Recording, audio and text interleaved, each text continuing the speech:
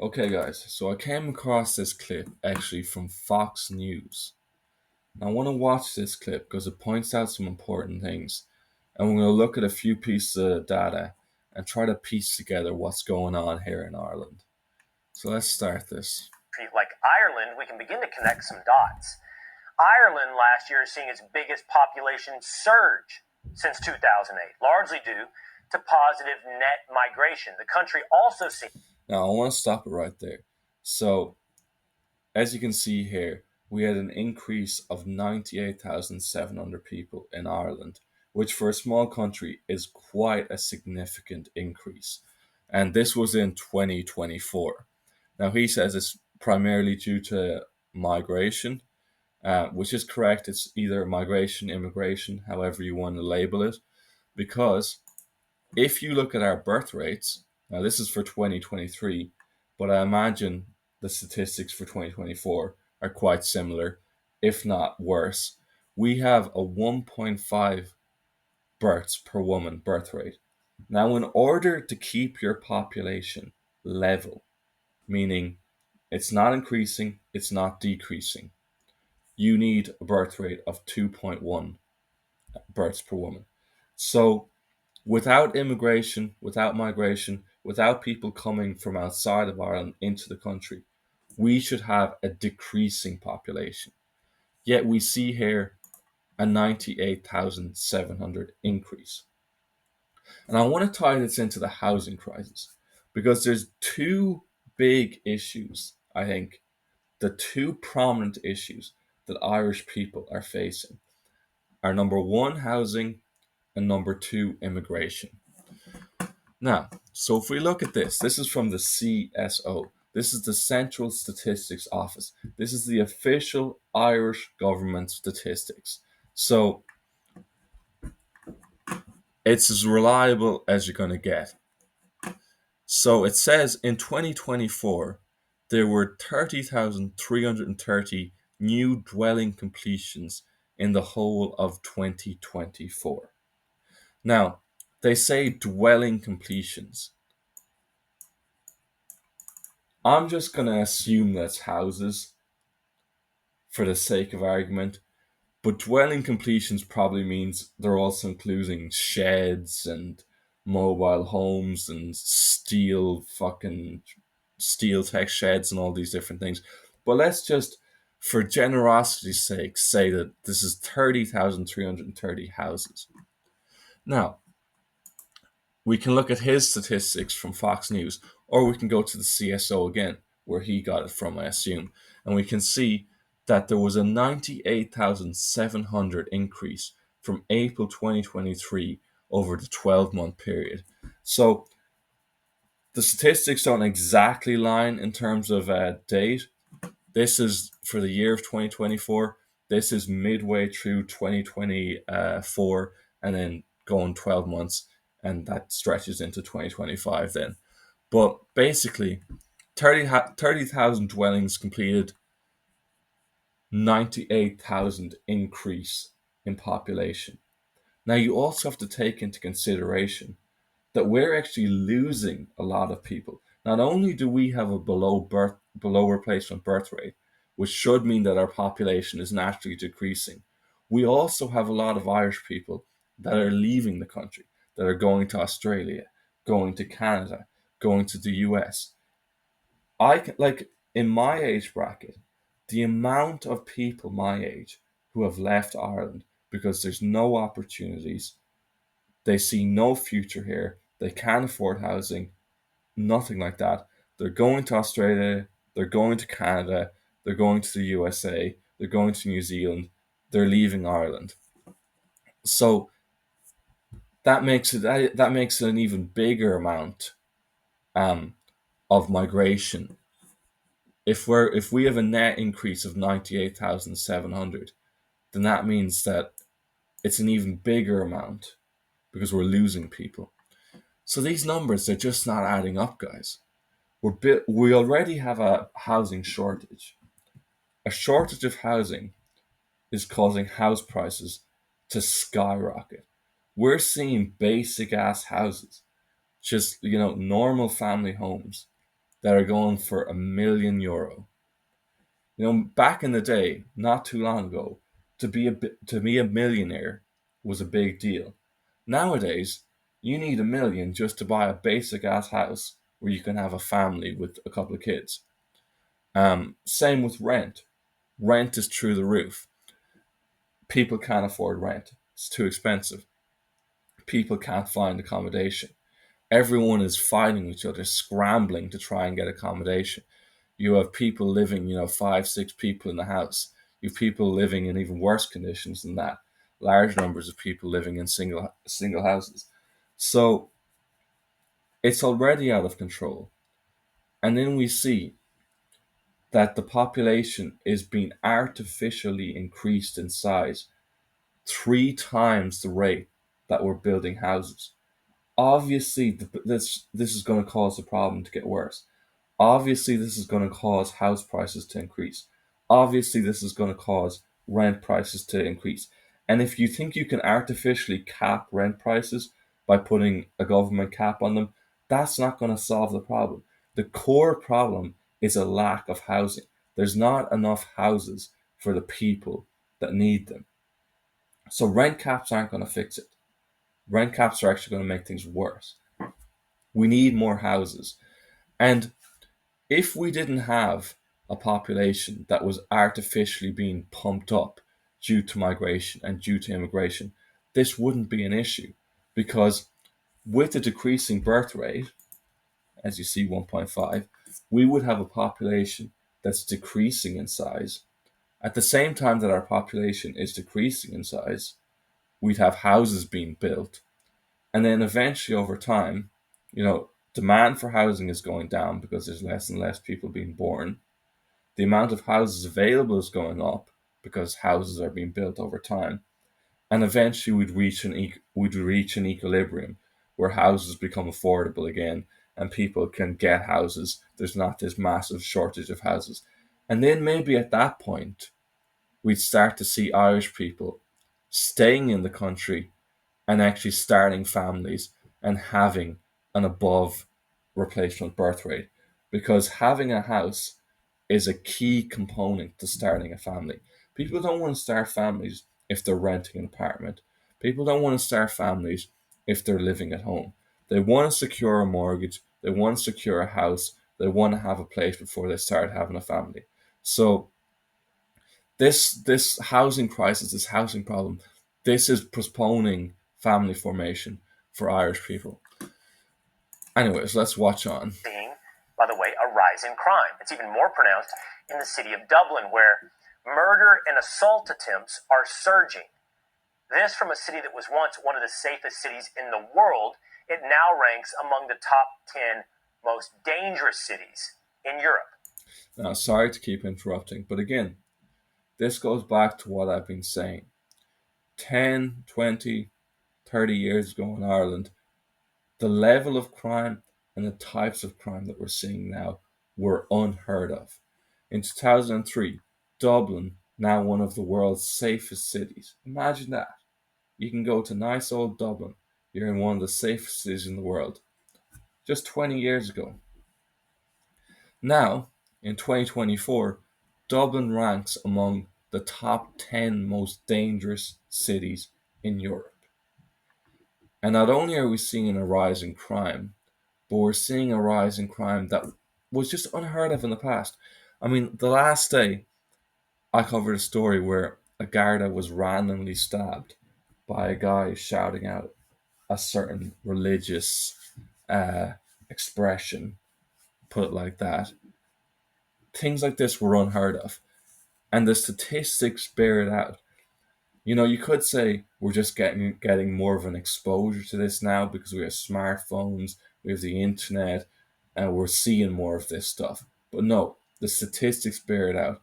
What was it? 114% increase in crime from the safest city to the most dangerous city within 20 years. Let's get the I read mean, on come this on. from the British-born author and New York Post contributor Douglas Murray. Douglas, it's been a while. It's great to see you. Quite a headline out of Ireland, out of Dublin, that it has gotten so dangerous, that it has changed so much. And I believe, if I have my data correctly, Douglas, in a very short period of time. Mm-hmm. But that's absolutely right, Will. And it's so interesting to compare the situation in Ireland and indeed Britain and other European countries with the situation in the US. You know, when I wrote my book, The Strange Death of Europe, some 10 years ago now, I said, among other things, that the developed world, America, North America, Europe, and so on, made two fatal mistakes about migration. We massively underestimated the number of people who want to come to our societies, and we massively overestimate the extent to which we can absorb people when they come at these numbers. I'm going to pause it again there. First of all, Douglas Murray, I don't like him. He's controlled opposition.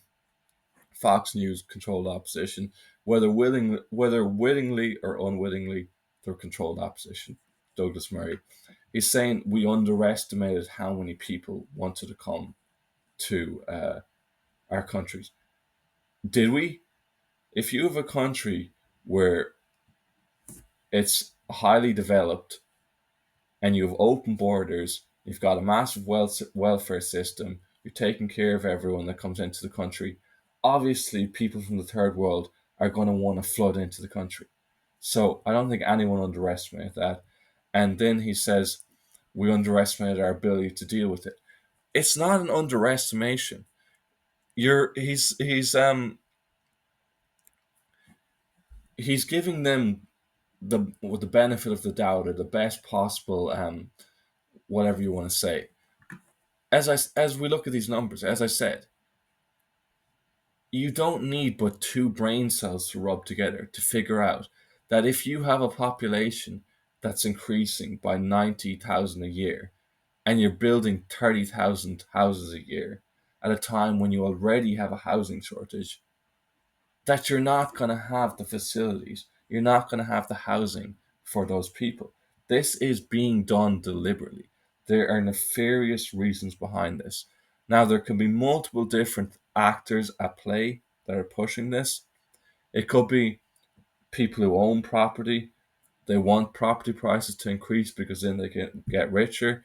It can be a general thing of, we want to increase GDP numbers, increase growth, increase growth. If we have a declining population, GDP numbers are going to go down. That's not good for the capitalists. But, you don't need to be a genius. You don't need to be a scholar to figure out that these two basic numbers, they're not aligning. And that's not even taking into consideration things like hospitals, schools. We have a shortage of schools, we've underdeveloped schools, we've got a shortage of hospital beds, we have shortages all over the place.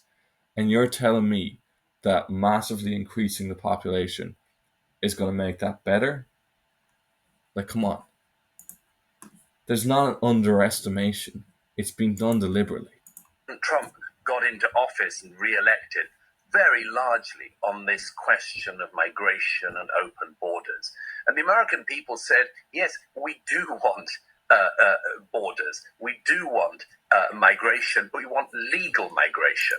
And here's why I say, like, a guy like Douglas Murray is controlled opposition, because he says things that, you agree with. You're like, oh yeah, like I agree with this guy.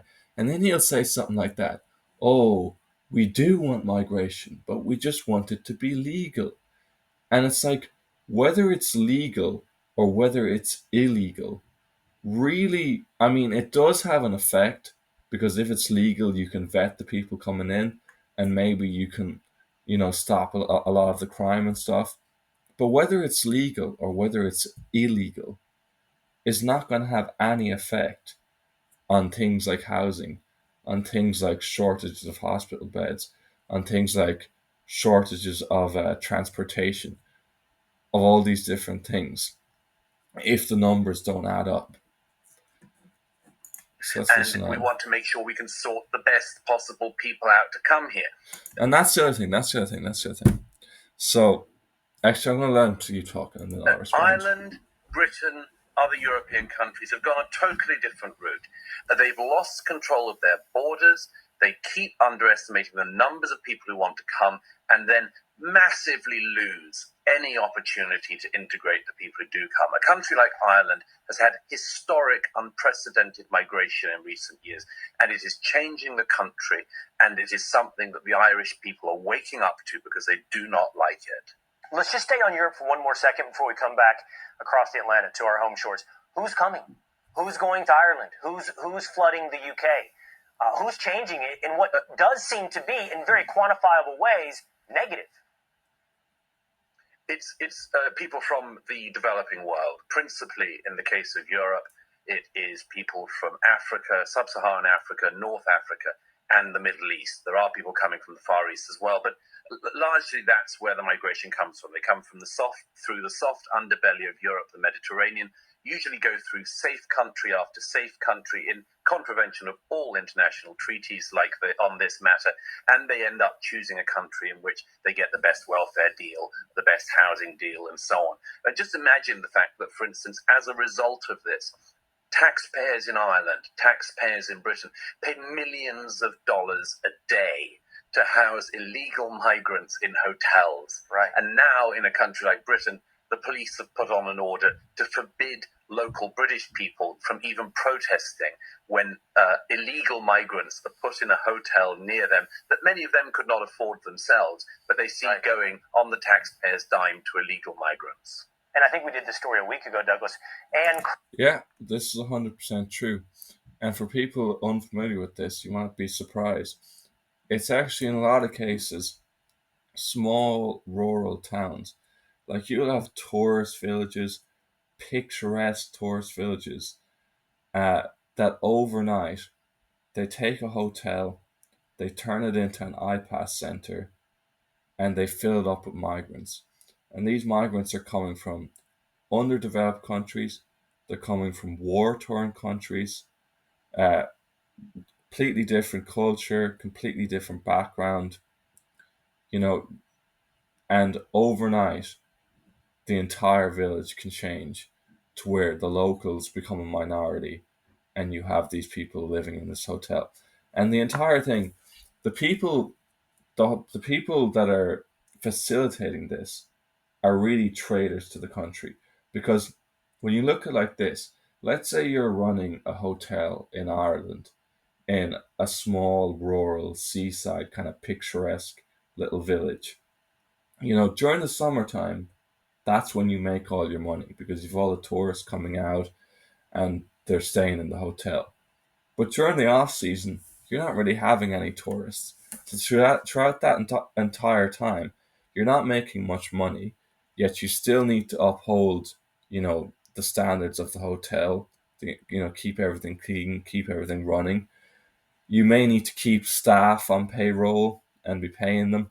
You may be losing money in the off season, and then in the on season, you're making money during the summer. So what these people with these hotels are doing is basically, instead of going through all that headache, all that hassle, why not just take a check from the government? Guaranteed money year round, turn your hotel into an iPass centre and let it be filled up with migrants that are coming from war torn countries, that are coming from countries. You don't know these people. These people, they could be criminals, they could be warlords, they could have killed people, whether it's in war or just in general society. Because if you have an underdeveloped country, you don't have a good legal system where criminals are caught and prosecuted and good criminal records are kept, things like this. They may just be normal people who have seen horrific things, who have grown up in a horrific environment, and who are hardened and just more aggressive, more just more aggressive, more hardened type people. And overnight you're flooding these little tourist villages with these people, and they're living in these hotels. They don't have jobs, they get money from the government. I think they may not even be allowed get jobs because of their status, as refugees. Someone can correct me on that if I'm wrong on that. But either way, what you end up with is inevitably a lot of these people are going into criminal activities because they're trying to make money. And when you're coming from a war torn country, do you think you care about committing a little bit of crime? You know, if you got all the time in the world, nothing to do, obviously, it's obvious. So they're destroying these little villages, and on top of that, you're paying for it. Your tax money is paying for it. Your tax money is paying for these people to live in these hotels, to completely change the culture, the landscape, um, the entirety of the makeup of a little village overnight. And then on top of that, getting a surge in crime. And then if you don't look at that situation, if you look at like immigration, legal or illegal, whatever they want to say, then you're looking at an increase in competition for housing, an increase in competition for hospital beds, an increase in competition for schooling, um, more traffic on the roads, um, more competition for jobs. And Douglas Murray, I say he's controlled opposition. He says, "Oh, but we're okay with legal immigration, maybe to a certain extent. However, it's the same thing because if you have mass immigration of people coming from developing countries, and then you go to apply to like a low level job, like a factory job or a retail job or something like that, you're competing against 100 other people who are used to a much lower level standard of living than you, who are willing to work, you know, much worse conditions. They'll work day shift, night shift, evening shift. They'll do this, that, and the other. They don't care because it's so much better than where they come from. And you're competing against these people. So it's a race to the bottom. Now, if we didn't have all this immigration, what would happen? The workforce would decrease. There would be a shortage of workers. And then employers would be desperate to get workers. You'd go to a job interview and there'd be, because there's a shortage of workers, they'd be so desperate to hire you that you'd actually have leverage. You could say, well, I want to work for you, but I can't work nights one week and days next week. I can, it's one or the other. That's my terms. And if you're not happy with it, I'll go down the road and apply for the job down the road because there's an abundance of jobs and there's a shortage of workers. When he talks about legal immigration, yeah, if you have legal immigration and you vet the people that come in, you may reduce the crime issue. However, you're still dealing with the same issue in terms of the competition for housing and the competition for jobs. Let's say you're a doctor. Here's what we do in Ireland. I'll tell you how stupid this is. So we train people to be doctors, Irish people to be doctors. In a lot of cases, we pay for their education or we subsidize their education in college. Then they complete their education, we pay for it, all the taxpayers, and they enter into the workforce. The pay is terrible, the conditions are terrible. They say, fuck this, and they leave. A lot of them go to Australia. That's a big thing for the doctors specifically. So then what we do is we say, oh, we have a shortage of doctors, and then we import doctors from Nigeria, Romania, all these different countries with a lower standard of education. So, like, how backwards is this? We're paying to educate Irish doctors so they can leave the country and work in other countries. And then we bring in a lower standard of doctor into the country, and it's just lowering the standard of healthcare that we have. And then we say, oh, we need this legal immigration because otherwise we wouldn't have these workers to fulfill these jobs. Well, if you paid the Irish doctors correctly, fairly, and you had good working conditions, maybe they'd stay in the country if they could afford to buy a house as well. If they weren't paying, €3,000 a month on rent because of the immigration, then maybe they'd stay in the country. So a lot of times it's the immigration that's causing them to leave in the first place because they don't want to spend all this money on rent, or they can't find accommodation, or they don't want to deal with the horrible system that we have. Um, or they don't want to be in an unsafe country. Let's finish this Crack off down anyways. on anyone who complains about this on social media. Begin to yeah. monitor them. Oh yeah, that's the other thing. If you say anything about it, you get in trouble, especially in the UK. UK authoritarian state. Speak out, speak out against this, you're done for. So you're paying for it. Crime's going up. Housing prices are going up. You're losing your leverage when it comes to jobs. Pay's going down for jobs.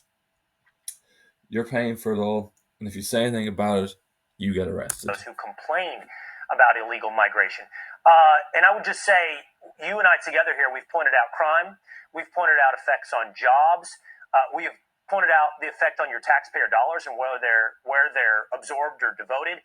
But I think the biggest canary in the coal mine for some place like Europe, as we're looking back here now at America, is the loss of your culture. You are a totally transforming culture who doesn't adhere to its original principles. That's absolutely right, Will, and it's something I've warned about for many, many years, and I wish had been listened to, frankly, rather more on this. The interesting question, though, that ties all this together is, can anything be done to reverse the trend? And in all recent years that I've traveled around interviewing politicians and others about this, I've always asked this question: what are you going to do to turn it around? And that's one of the reasons why President Trump's policy in... All right, enough out of Douglas Murray. So let's talk about the culture thing. So this is a massive thing, guys. And you know, a lot of people will call you racist or xenophobe, whatever the fuck, however you pronounce it, xenophobe. If you say anything about this, but this is just common sense to me. So I'll give you an example. Let's say I go on holidays to Japan for a few weeks. You know, Japan, really nice country, really safe country, really peaceful country, really unique culture.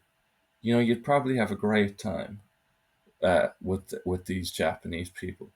But after a few weeks, you leave the country, you arrive home, you land in the airport, and then you know at the passport check or getting on the bus, you meet another Irish person. You hear the Irish accent, and you know you're like, oh, I'm home. You know, Japan was nice. I had a great time. But now I want to be home again. I want to be around people that speak the same language as me, that have similar accents as me, that have similar mannerisms as me, that I know if I act in a particular way towards them, they're going to act in a particular way towards me. It's predictable. We have a similar culture. We get on with each other. Nothing against Japanese people. I had a great time. Loved it. But now I want to be home. And now they're taking our home away from us. Because now they're essentially moving all these different cultures into the country, and we no longer have a home. We're just surrounded by a mishmash of different cultures. And like you walk around supermarkets and stuff, and you just see all these people from random parts of the world, and they're just all in their own world, and people are just completely isolated. You know, we have a breakdown of culture, a breakdown of the cohesion in our society, and it's just negative all around. And Douglas Murray then he says, "How can we stop this?" It can easily be stopped. It can easily be stopped, but this has been done deliberately. It's been done deliberately. And again, I go back to the statistics. You can't tell me that this is not being done deliberately when housing is the number one issue in Ireland, a lack of housing. Yet we're bringing in people at a far greater rate than we're building housing. Like, it's deliberate, guys. It's deliberate.